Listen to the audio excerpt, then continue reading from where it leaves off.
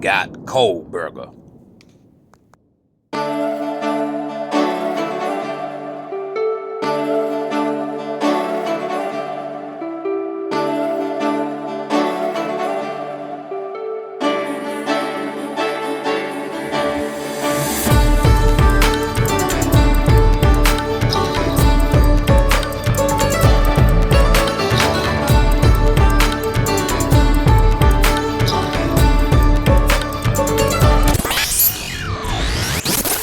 We're a forensic animation company, which means that we use computer 3D animation to recreate events in a very highly realistic and scientifically accurate way.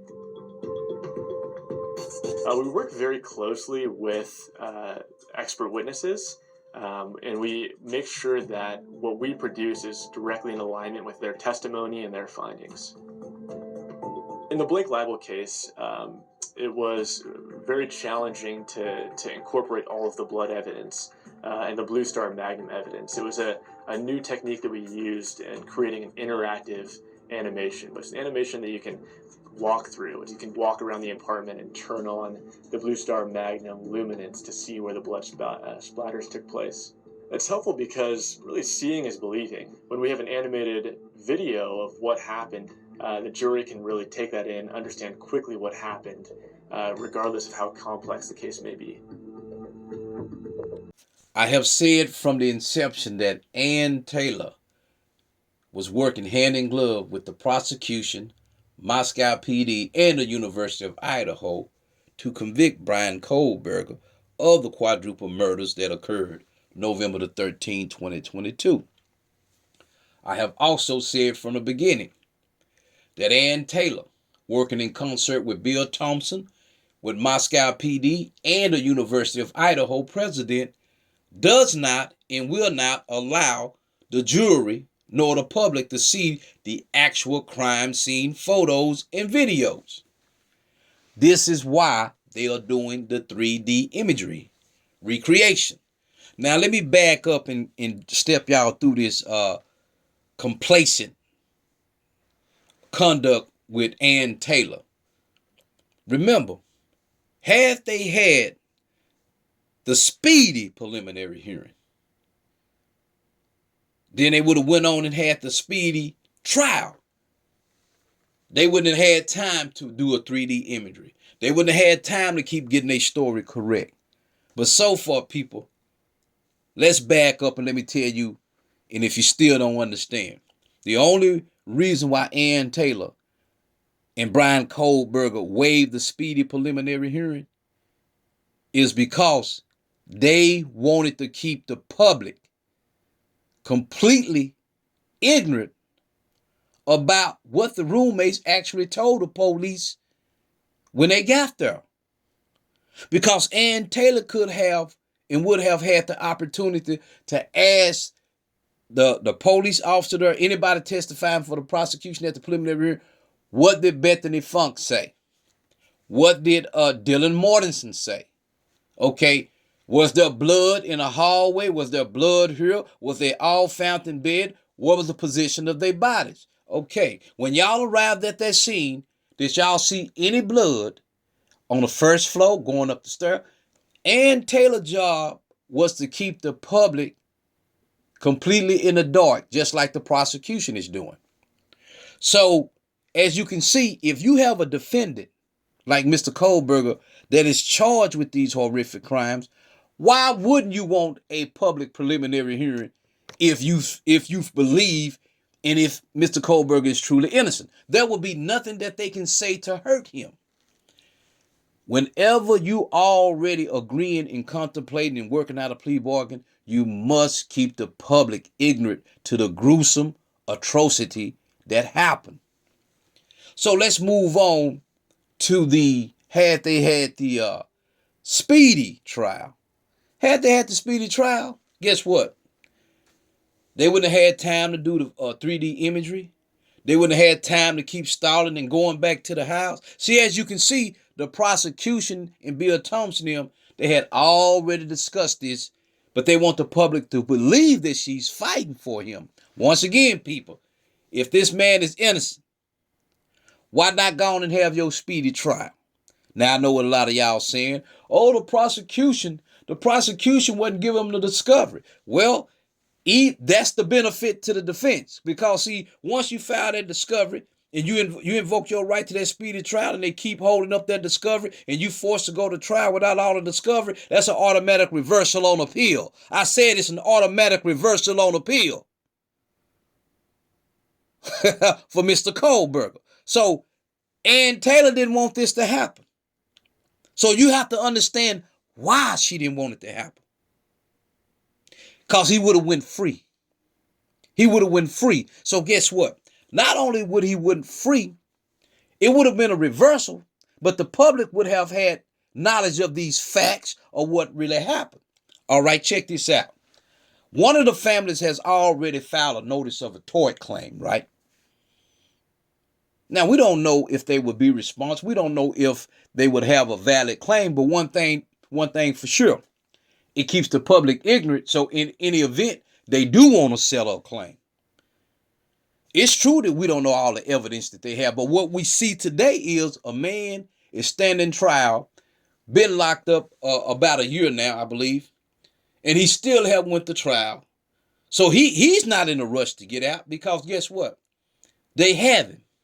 But it's the way that they got him that they trying to keep the public ignorant of. And Taylor know the way that they got him, so she got to play the game with him.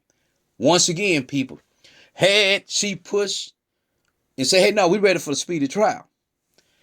If you hear these attorneys saying, oh, they need time, if it's what, look, let me explain something to you. You got two attorneys. You've been paid $8,000 a week, okay? So whatever other cases you got, you just need to drop them. Okay? So it's a reason why they didn't want to go to trial on the merits. Because if Kohlberger was forced to go to trial without having all the discovery, because the prosecution was stonewalling, was complaining that they didn't have to give it up, it would have been reversed on appeal. Because they had the death penalty on her. It would have been reversed. She know it. Bill Thompson know it. So what they doing is they trying to figure out right now what's going to be the plea bargain. Okay? So all you have to do is pay attention as to what has happened and what's happening now. Now let's go. This brings us up to date right now where we at on December the 6th, 2024. We still don't know what's going on. Now, they still don't know if it's going to be a trial this year. What do all this mean? What do it mean, people? It means that it's not going to be a trial. Okay? It means that it's going to end in a plea bargain, because they know if the public see the true crime scene, those two asserted roommate survivors is going to look mighty, mighty suspect as to why you stood there and allowed your friends to continue to bleed out. They trying to hide the fact, people, that these two girls, Bethany and Dylan Mortensen, watched these people in that house for hours prior to calling the police. See, when this crime first happened, you had a lot of weak-minded, coward people saying, oh, they young, they girls, they don't know. Man, let me tell you something. You can take that and put it in a Cracker Jack box, okay? Because with 4 bodies, after a couple of hours, you smell the horrific smell. You smell the last bodily functions. Come on now, what y'all talking about? Now, this brings me to this phone call of an unconscious individual. Remember, people, they said an unconscious individual. Well, if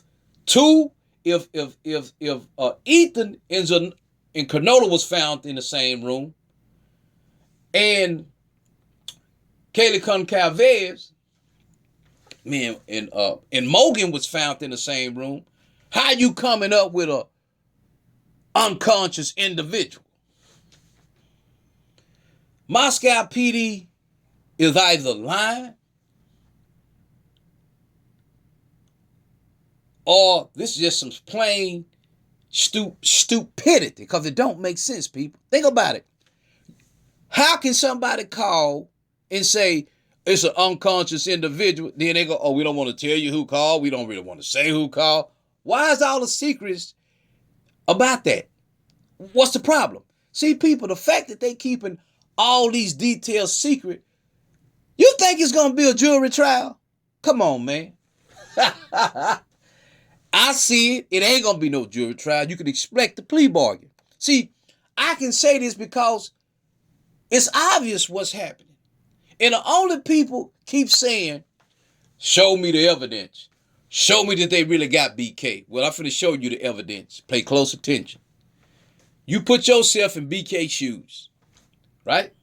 If you was charged with this, why would you want to sit up in jail for a year, 2 or 3 years, when you can be out here living, completing your studies? Huh? Why wouldn't you want the public to know that you didn't do this? See, people, the evidence is there. You just don't see it because you're looking for a trial to occur. Well, it ain't happening. It ain't happening. I said from the beginning that Ann Taylor was making these moves. Nobody else called her out because nobody else could see it. I'm a master litigator. I can see it. I saw when she got up and put on her panties, she was going to cross him out. So if you didn't see it, now you see it. I'm getting a bit loose. It don't matter because for some reason YouTube is not monetizing certain videos that's talking about the quadruple murders in Idaho, Moscow. But as you can see, people, here it is, 2024 of January the 6th, and they still don't have a trial date. Y'all can't see it? This is what I call a paid trial. Ann Taylor has been paid to work hand in glove with the prosecution. It's just that simple. No one can negate what I'm saying. No legal analysis, no attorney has ever got on social media and showed the advantage of them waiving a speedy preliminary hearing. None of them. Because there was no advantage for the defense unless they gave up something in the future. And what they did, he gave up a right by a trial, and they working out a plea that would be agreeable to the prosecution and the defense. I don't know what the plea would be, but I will guess that we're looking at 25 years per person that he murdered with the possibility of parole. So that is what I think, and that is what I see. And if you see it different, it's something wrong with you. You probably need some medication. So I'm going to sign off. And as you can see, look into his eyes, look at his face. That boy's a killer. And if you don't think he's a killer, invite him over for dinner and find out. But I'm going to keep him away from me. Change your locks. Get bulletproof windows. Because if you see a man that look like this, he's a killer. And that's just the fact of the matter, folks. Good day.